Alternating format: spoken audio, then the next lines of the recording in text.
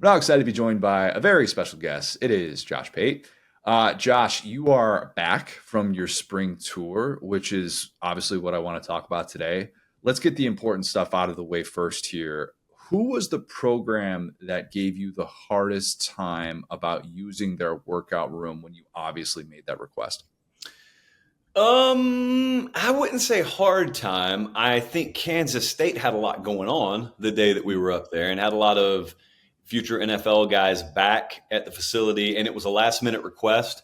Now, as you know, I'm not really in the business of taking responsibility, blame. These words mean nothing to me. I'm more interested in things like credit and access. So we ultimately got our access.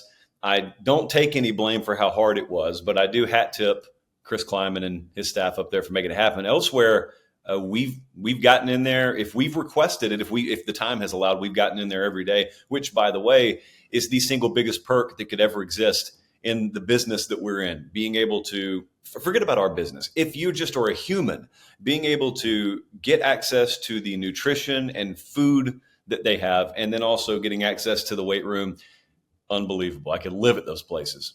The content that it creates too, you still use those Miami pictures that you got last year. Like to be able to have that whenever you want to put a motivational quote right next to those, put it in black and white. I mean, that's Josh Pate content forever, I think. I think you that's still good, right? Yeah, and I just took the word the. I asked them, can you remove it and just make me a poster that says it's all about you? Mhm. Don't need the you. It's all about you. Yep. And I sent it to my family, my friends. Shockingly, haven't heard back from any of them. But that's kind of the vibe that I intended it to give off when I sent it. Did any programs mistake you for a player or a coach? Maybe a little like assistant strength coach vibes you were giving off. Yeah, yeah. Now it's always you could tell. I think that guy may be on staff. I don't know who it is, and so that's always a really fun thing because I would contend with as much staff churn and roster churn as we have in this sport. Not to mention how big the staffs and rosters are anyway. You know as well as I do. At any given point, not everyone in that building knows everyone who actually belongs there. So sometimes it's not abnormal if they see, like if I'm at Bama, and Dave Ballew's got 1 million people on his staff. It's not out of the realm of possibility that one more guy got added. And if I'm a second string linebacker, I just don't know who it is. Or if I'm a nutritionist, I don't know who it is.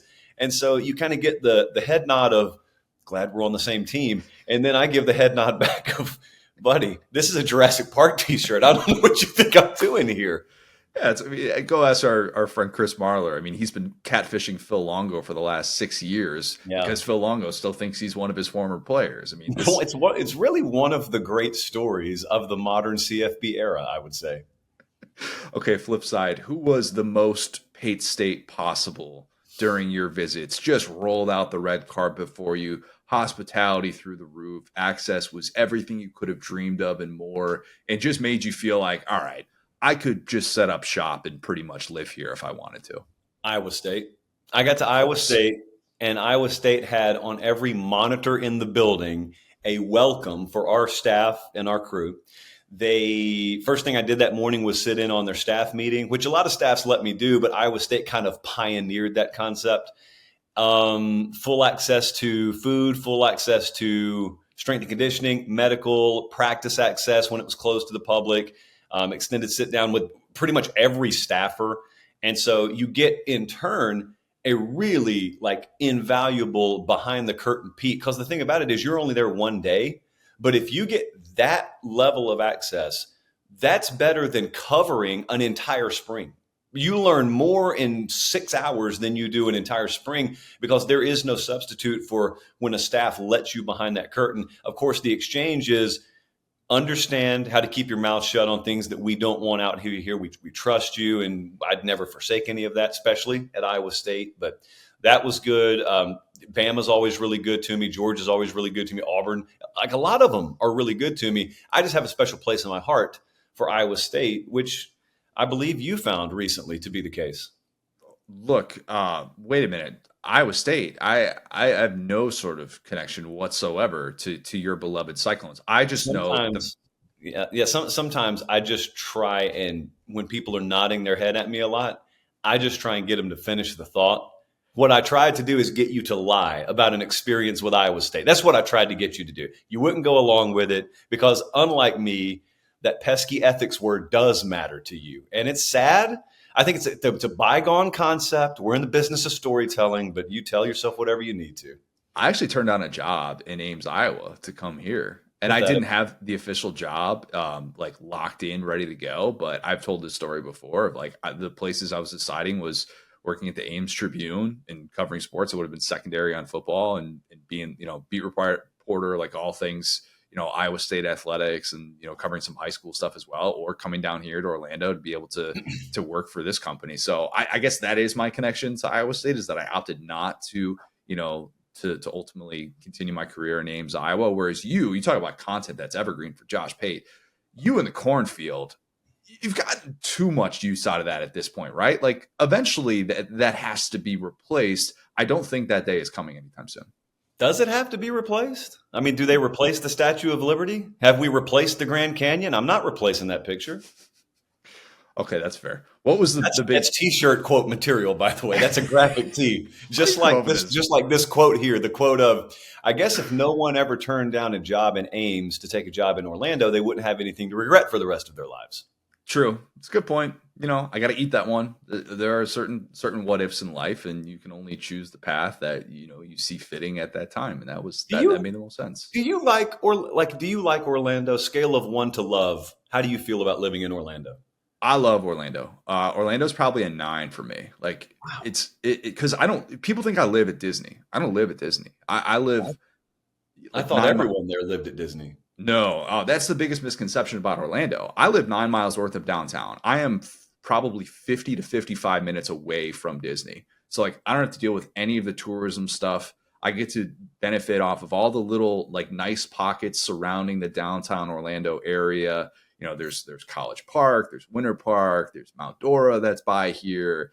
Altamont's got some nice places. Like there's a lot to like in Orlando, and from a weather standpoint, it's beautiful. It's about to get into our winter as our summer, but I love Orlando. There's a reason why we've been down here as long as we have, and even though our offices, are no longer down here or anything. Yeah, Orlando's good, man. Nothing bad to say. I've got nothing against Orlando. Like I've been there several times and like it. I just always thought to myself, if I lived in Florida and I had a choice, if I were going to deal with any kind of big city fill in the blank, I would want oceanfront access attached to it. I would want to be near the ocean. That's the only thing I've ever thought about Orlando. Fair. Perfectly fair. Yeah. 50 minutes to the beach and we're good, and everything works out just fine. So yeah, we keep it moving. Okay. What was maybe, I had reached out to you like early in your trip, and I was going to ask you like your biggest takeaway overall, but that's probably too general a question. I had reached out to you right before you were going to take that trip to Mizzou, I think it was. And it was a very expedited spring schedule. It looked like what they had this year, like way earlier than everybody else's. Yeah. What was your impression of Drinking Company after the season that was, and now with this 12-team playoff, just kind of creating a new kind of buzz in some of these facilities? They feel like, I think the fan base feels like Missouri may be the quiet SEC version of Penn State. Now, Penn State's been sort of parked being just outside the 4-team bubble for a long time, and now theoretically the 12-team expansion puts them in the room. Missouri hasn't been there that long, but they feel like the place they were last year, the place they will be this year, and the place they can be moving forward is inside the perimeter of that 12-team playoff fence, so to speak. I thought Missouri had the most underrated defensive staff in this conference and maybe the country last year. And the perception was, oh man, it must have been right because they lost Blake Baker. They lost Kevin Peoples. LSU came and took both of them. So I go up there and do a little due diligence before I get there. And I think that they have a great defensive staff this year. I think they backfilled very well. And I asked Drink about it, and he kind of got that grin on his face that people get when you've figured out something they hoped you wouldn't figure out until the fall. So there's that. I don't know. There is sort of a Big 12 vibe when you're around Kansas State, for example. When you're around these programs that don't recruit at a top 20 level, but they've got, like Utah is a perfect example, but they've got the development, the eval totally figured out. Missouri feels like that, except Missouri recruits better. And Missouri is taking the portal really serious right now, and they understand there are some inherent advantages to the way state laws are written there right now, and they're not apologizing for it because there are a lot of disadvantaged areas you work at if you're Missouri. So I came away thinking this team thinks they can make the playoff this year, and I do as well. Explain Kalen DeBoer for those who don't really know him in the SEC just yet. So the thing I valued with DeBoer is I have not gotten one-on-one time with him until the other day. And he gave us 30 good minutes on cam, but it was the 30 plus minutes off cam to just like get to know him, and also met with pretty much every member of the Bama staff and a lot of the behind the scenes folks too. Everybody's right when they talk about Alabama as feeling a lot different now than it did with Nick Saban. They told me that before I got there. I felt it myself. They re-echoed that sentiment when I was there, but everyone's really careful to say, I'm not saying it's better or worse. I'm just saying it's different. And it was so funny. It was like people were reading off a prompter when they would tell you that. But yet when I went there, that's kind of the vibe I got. So DeBoer is going to be mistaken early on, because whether they admit it or not, most of the college football public does not know anything about him. They know he was the head coach at Washington and they made the title game last year. They don't know much more about him than they know about Sonny Dykes, because he did the same thing the year before at TCU. So I think there is the misconception in that you're going to look at him on the showroom floor and he looks really docile and he looks really calm and laid back. And he does give off those sorts of vibes. Raising the hood on Kalen DeBoer, which you won't see a whole lot because it'll happen behind closed doors, he is as intense as anybody else.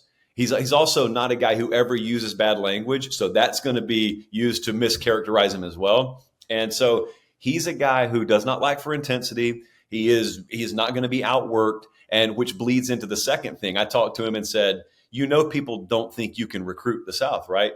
And he didn't get mad about it. Like, you say that to some guys and they just, I'm not slapping you, but I'm slapping everyone that said that. You just represent them.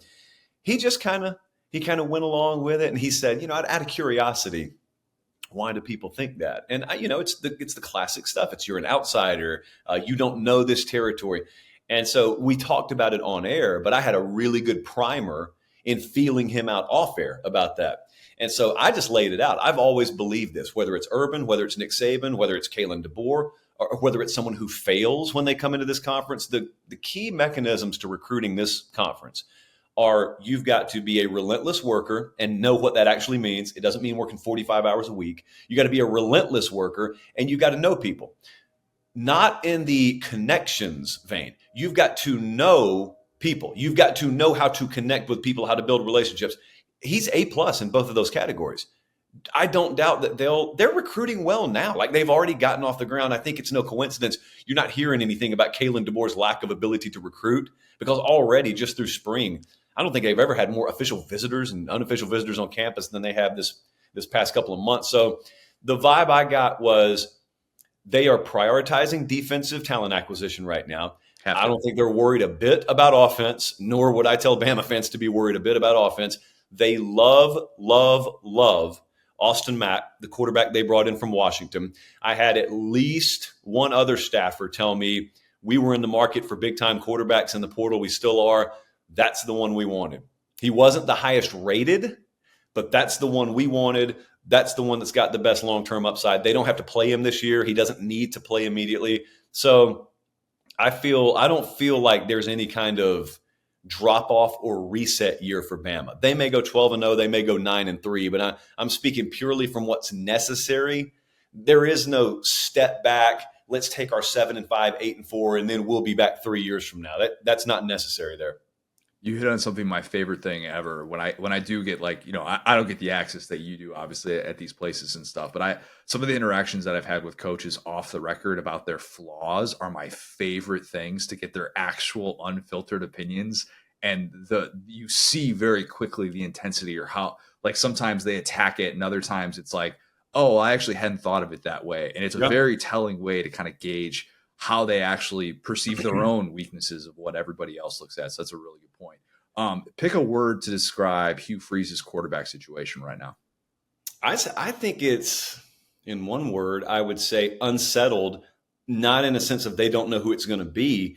I just think it's unsettled in a sense that I don't know if it's going to be good enough. Mm. And it's not just Thorne. Like, it doesn't just come down to him.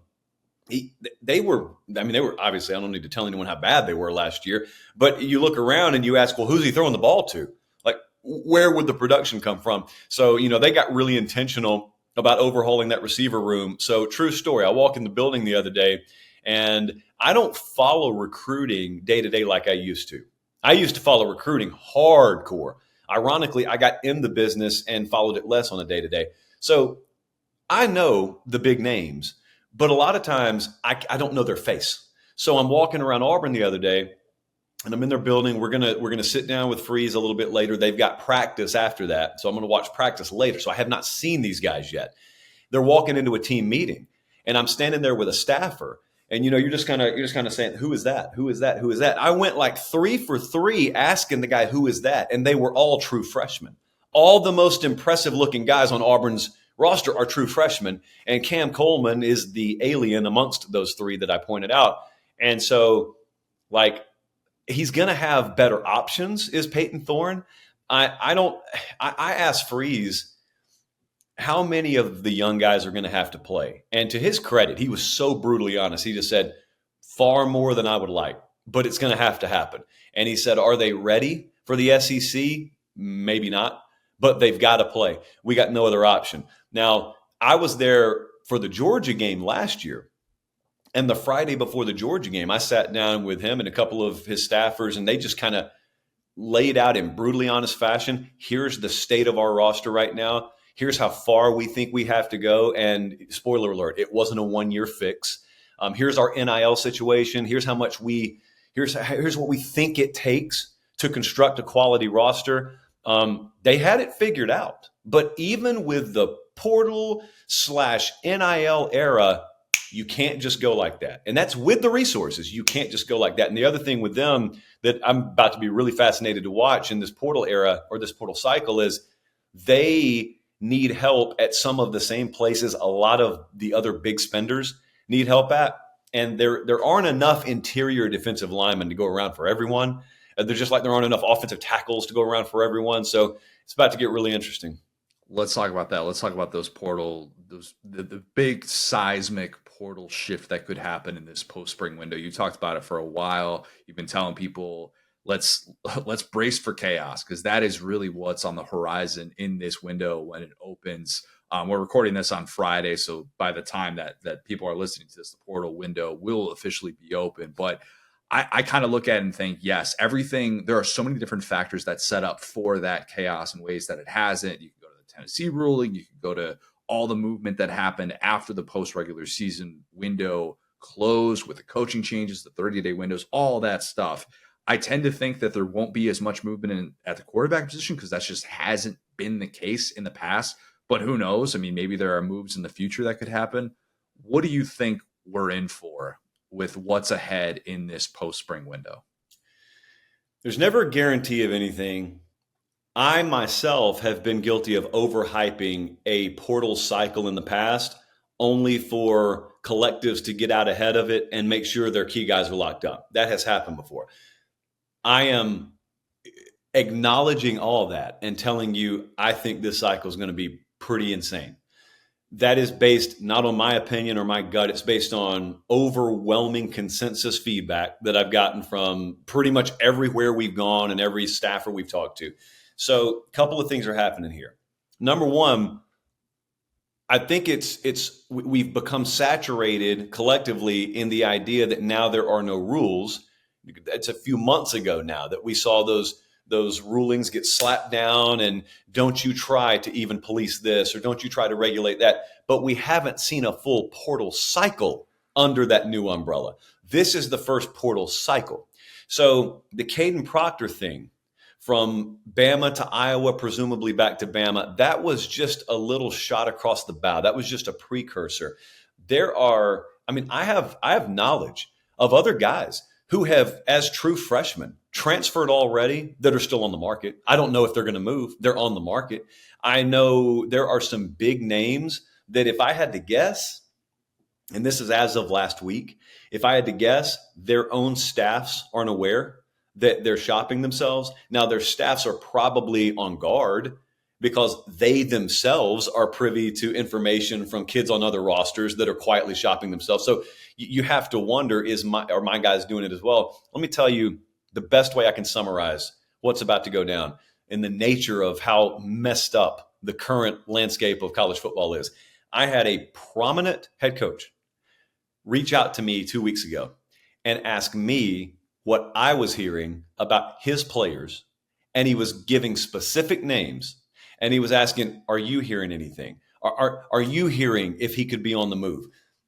As I told him, and I'll tell you and I'll tell everyone, under no circumstances should I ever know more about your roster than your own head coach does. But yet the way this works right now, and don't even get me started on the representation, the agency side of this, which is non-existent, that just because you put a sticker on your shirt that says agent doesn't make you one. It's pretty messy, and I don't think it'll be this way forever, but it's going to be this way this year at least. And I think some big names are going to move, and you have no recourse. It's after spring football. And Freeze, when we had him on the show the other day, said, I hate this. We've got to do it, and I hate it. He said, I am not a fan of 24-hour relationships. But he said, I know we're about to probably go try and get some kids out of the portal. I've never recruited them before. I don't know their families. We're going to have about 24 hours to learn what we need to learn. And then we'll say yes, no, if we can land them, will we take them? And he said, that is not the way to build a roster, but it's the way we're going to have to try. Gosh, it's wild to think about what could potentially happen with that. And with some of the names, I think that are thrown out there, they're like, wait a minute, this guy was so decorated. We talked about how big of a signing this was just a few months ago and could be on the move just because of the lack of restrictions and the lack of people that can actually enforce those restrictions, whatever they are at this point.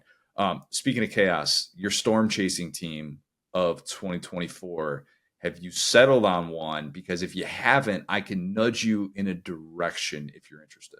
Well, I'll listen. Okay, like any portal entry, I'll listen. I'm free to move, even though I am tentatively committed to a team right now. Florida's the one I was thinking. And think about it. The storm chasing team is crazier as more chaos ensues. A storm chasing sicko, is more likely to get closer to it and to want to get a better vantage point of what's going on. And it feels like something could be building. Now, if they go 7-5 and Billy Napier keeps his job, that's an entirely different story. But Florida's the one that you kind of look at and you see the clouds off in the horizon. I'm not telling you how to do your job as a storm chaser, but when you see the clouds off on the horizon, you're like, there's something over there and we need to get a better vantage point to see what is unfolding. That was just my initial thought, but you're better at this than I am. So we have an acronym in storm chasing and meteorology. It's called CAPE, Convective Available Potential Energy. It's one of many parameters that have to be in place. Like you're looking at helicity values, you're looking at CAPE, you're looking at dew points, you're looking at everything. You're such a nerd. You're telling me, you're the one wearing glasses, my friend. I just got contacts in that are that thick. You're telling me the parameters are in place at Florida. Doesn't guarantee anything, but like Mima always said, ingredients in the kitchen do not guarantee a meal, but you got to have the ingredients in the kitchen for the meal to happen. I agree with you. Now, this is being released Tuesday, right? Tuesday, this is coming out, correct? I am at the University of Florida today. So I am sitting down with Billy Napier today, and we will have an extended one-on-one with him, live show later tonight at Florida. Hopefully nothing happened over the weekend. So I agree with you. I don't think anyone in that building is ignorant to this. I think they all get it. And also you just toss like you said, the toughest schedule in the country in there. And I don't know what happens when you turn that blender on. Here's what I do know. And here's what history has taught us. Don't write teams off that are good at quarterback. And Graham Mertz was probably the most underrated quarterback in the country last year because his team around him didn't do a whole lot. Mertz was good last year. Like Napier, for any criticism people want to throw at him, they evaluated all the portal quarterbacks. He said, we evaluated them all. And Graham Mertz, we thought was the best one. And at the time, I was kind of, he was right. They got good play out of him. And his play improved, which is a hallmark of a staff that knows how to develop the position. Around him, too many things were a disaster for them to be a good team. But I'm not guaranteeing you they get any of that fixed. I just know I don't want to be the dude who writes off a team and then they win a bunch of one possession games and you're looking at them in November saying, why did I write a team off that has one of the better quarterback situations in the country? And they got Lagway behind him as well. Who knows what the future holds, but let's just see how that situation plays out, because they don't have any insurmountable hurdle games until, like Georgia. Right. They've got several games they're going to be a dog in, but they don't have any, like they got Miami in week 1. I think that game alone perceptionally is a mountain for both teams, win or lose. Like if they were to win that 27-17, it's not overly impressive to the rest of the country, but to that fan base, it would mean the world. And it would mean the world to that staff, because you have something positive to sell in your building. Forget recruiting for a second. They just need to be able to sell something in the building, because they were terrible to open the season against Utah last year. Okay, so fair. Florida is not your storm chasing team. I think Ohio State is an agent of chaos, not necessarily a storm chasing team, because I think the floor is still probably too high for what we would typically talk about. So is there any other that comes to mind where it's just a situation where all of a sudden things could be popping, things could be unfolding very, very quickly, and this thing can get out of hand? So I'm going to go inverse. So I want to go with a situation where not a lot is expected, but then all of a sudden things could come together, because that's the day you want. You want the day where you're out there chasing and all the rest of the team stayed home, and all of a sudden, enhanced risk, moderate risk. And by the way, the Storm's Prediction Center thinks moderate risk is more serious than enhanced risk, which boggles my mind. Oh yeah, it's this whole pet peeve I have. So anyway, I ironically would like to talk to you again about the team that has a little tornado for a mascot. Iowa State has a quarterback named Rocco Becht. Last year, he starts a lot of games. He rapidly improves. They beat Kansas State on the road in a snowstorm at the end of the year. They've got a top 5 returning talent roster. He had, I can promise you, several major offers to leave there. And that staff is aware of him. That team, that locker room is aware of him. He turned them all down. He stayed there. The Big 12, I think, is America's college football conference. No conference is more competitively balanced to where the number 9 team could win the conference outright than the Big 12. I think in the expanded playoff era, like the Big 12 is guaranteed to get a team in. They may get 2 in, but they're guaranteed to get a team in. Someone's got to make it. If things come together, like what if they end up having the best quarterback in the conference? There's no OU in Texas there. There's not any team you look at and say, well, yeah, but they can't beat them. They got a backloaded schedule. They play Utah and Kansas State back-to-back, I think, to end the year. But by then, if they're humming, those games could be huge. And I am a big believer that the Big 12 can still produce huge games, by the way. All roads lead back to Iowa State. They always do. Unless you're you, in which case they lead to Orlando. That's true. That's a good point. It's a really good point. All right, last one for you. I know you got to run. What would Meemaw say about her Deion Sanders expectations in 2024? Be careful what you dream, but don't dream carefully, is what Meemaw would say about Deion. Meemaw would both be a fan of Deion's mentality, but would also caution everyone to not quite buy into everything that he's selling. So Meemaw was a classic fence rider. It's why no one ever nailed her down on anything. Meemaw never got proven wrong. And, she said it's worth it. If I don't get the credit at the end of the day, but don't get proven wrong, it's worth it. I don't know what's about to happen with him. 2 years ago when he took the job, it was very popular to say, oh, he's not even going to be there in 2 years. And people are still saying that, like, oh, this is his last year at Colorado. And I keep asking, because apparently everyone knows more about this than I do. I keep asking, where is it he's going? Because you guys keep insinuating that he's taken another job. And what job? Like, where is he going? If you're going to try and sell me on the idea that maybe after Shador leaves, he's just done with coaching, that's a theory I'll listen to. But what are they about to do this year from a merit-based on-field production standpoint that warrants him getting a new job? There has to be an athletic director out there that was already sold on Deion before. And if that's the case, then you can just blindfold yourself. Results don't matter. But in a result-based world, I don't know what it is people think Colorado's about to achieve this year that warrants that type of speculation. It's a fair take from Meemaw. I don't think there's anything wrong with that. They always were. They always were. Josh, you're the best. Looking forward to all your great coverage that you're going to have throughout the not off season, but the season that isn't underway just yet with actual games. I don't know what to call the off season with you. I don't know. Tax season is what I've been calling it over the last couple of weeks. Waiting season. It's just Okay. a waiting room. It's just the sports waiting room right now. Okay, that's perfectly fine. You're the best, man. We'll do it again soon. All right, man.